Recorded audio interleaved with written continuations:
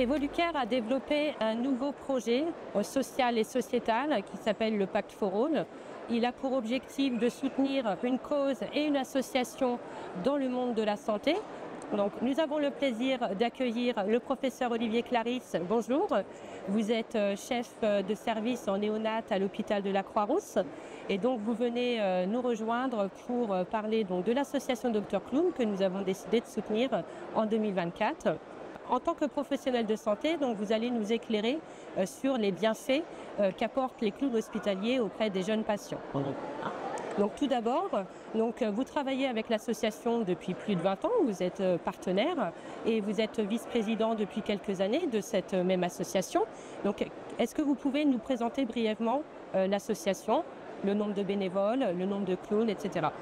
L'association a été créée il y a exactement 29 ans par une infirmière, Mireille Imbeau, qui avait considéré que l'enfant à l'hôpital était dans une situation difficile. Et donc elle a imaginé que l'apport de clowns pouvait distraire les enfants et apporter du bien pour les enfants et pour d'autres acteurs. Donc cette association recrute environ 360 bénévoles et est équipée avec 18 clowns professionnels. Vous allez nous parler de l'impact en fait, des interventions des clowns hospitaliers dans le cadre de la prise en charge des jeunes patients. Donc qu'est-ce que ça apporte en termes de bien-être et en termes de confort psychologique? Alors, l'enfant est déjà malade, ce qui n'est pas forcément facile à supporter, d'autant plus qu'il y a, hélas, des choses très graves. Il est séparé de sa famille, même si de plus en plus les familles sont plus présentes, mais il est quand même dans un univers différent, séparé de ses camarades habituels, d'école ou autres, et puis il n'a plus d'activité sociale comme on peut en avoir. Et le fait de lui faire profiter de spectacles de clowns lui permet de se réinsérer comme tout le monde et d'avoir accès aux loisirs que n'importe quel enfant peut avoir s'il n'est pas hospitalisé, s'il n'est pas malade. Et donc ça apporte de la détente, de la joie. Donc les clowns hospitaliers agissent auprès des jeunes patients, mais ils agissent également auprès des professionnels de santé. Comment ils peuvent soutenir les équipes médicales et améliorer l'efficacité des soins qui sont prodigués aux jeunes patients? Quand on prend en charge un patient et en particulier un enfant, il y a une partie incontournable d'apport technique, c'est-à-dire c'est un diagnostic précis, des examens complémentaires dont certains ne sont pas forcément simples à supporter et éventuellement même des choses plus compliquées, des enfants qui ont besoin d'une alimentation en permanence, d'aide pour respirer. Donc il y a un aspect qui est très technique. Ce qui ne doit pas nous faire oublier que c'est un enfant qui est un enfant, une personne humaine et qui a besoin également d'un entourage. Et donc le soin que l'on porte, pour nous professionnels de santé, ne se limite pas à la partie technique. Mais il y a tout l'accompagnement, c'est le prendre soin pour que l'enfant se sente le mieux possible dans un univers qui, a priori, n'est pas le plus agréable. Alors justement, chaque enfant et chaque pathologie des enfants est différente. Comment le clown hospitalier interagit avec ses enfants en fonction de chaque contexte? Donc il y a une organisation qui est mise en place avec les professionnels de santé?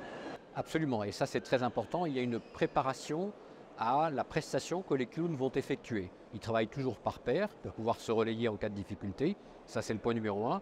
Et c'est notre rôle, quand ils arrivent dans le service, de leur dire « attention, il y a telle ou telle chose qui s'est passée, le personnel n'est pas très en forme pour telle ou telle raison, attention à cet enfant, il vaut mieux ne pas aller le voir parce que c'est une période qui est extrêmement compliquée, où la famille n'est pas suffisamment préparée, ça pourrait paraître pour de la provocation. » Donc c'est à nous, les soignants, d'avoir avec beaucoup de discernement la possibilité d'expliquer au clown, vous pouvez aller là, vous pouvez y aller, vous lâcher. Là, il faut être un petit peu plus prudent, un peu plus calme. L'association travaille déjà avec plusieurs structures de santé. Quels conseils vous donneriez à vos pairs pour faire appel en fait aux clowns hospitaliers?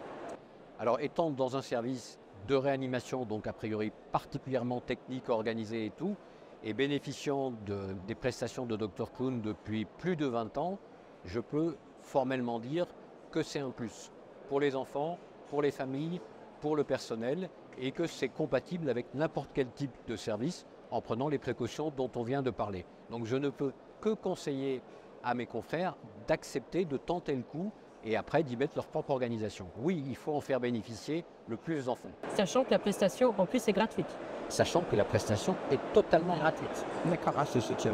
Alors justement, ma prochaine question, c'est comment peut-on faire pour aider l'association et ses bénévoles pour développer ces prestations auprès des structures qui en font la demande?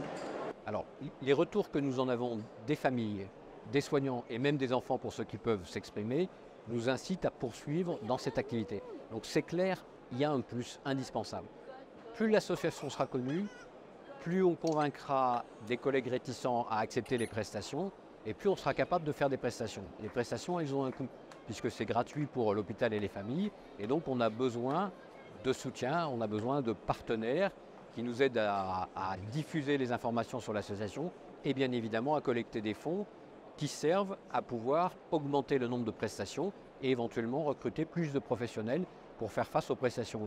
Il y a des services dans lesquels nous ne pouvons pas aller par manque de temps, il y a des services qui nous demanderaient un peu plus de prestations et on ne peut pas le faire simplement parce qu'il n'y a pas assez de clowns et il n'y a pas la rémunération pour autoriser le recrutement de ces clowns.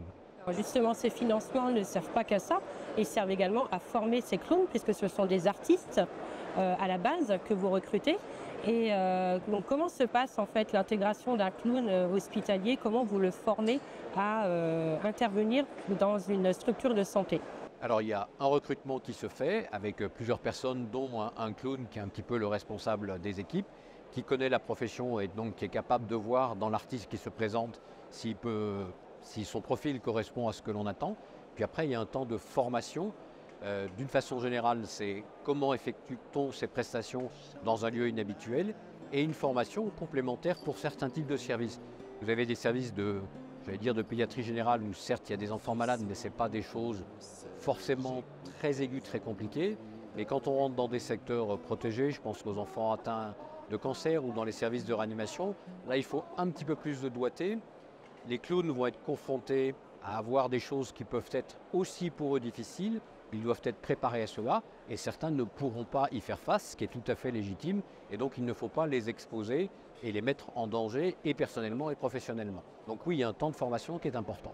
Merci professeur pour votre retour d'expérience et sur les bienfaits qu'apportent les clowns hospitaliers auprès des enfants hospitalisés, mais également sur le fonctionnement de l'association.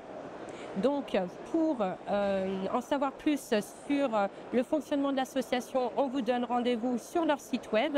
Si vous voulez également en savoir plus sur le Pacte for All d'Evolucare, donc le projet social et sociétal qui a été mis en place depuis l'année dernière, vous avez les liens en description. Donc, à bientôt.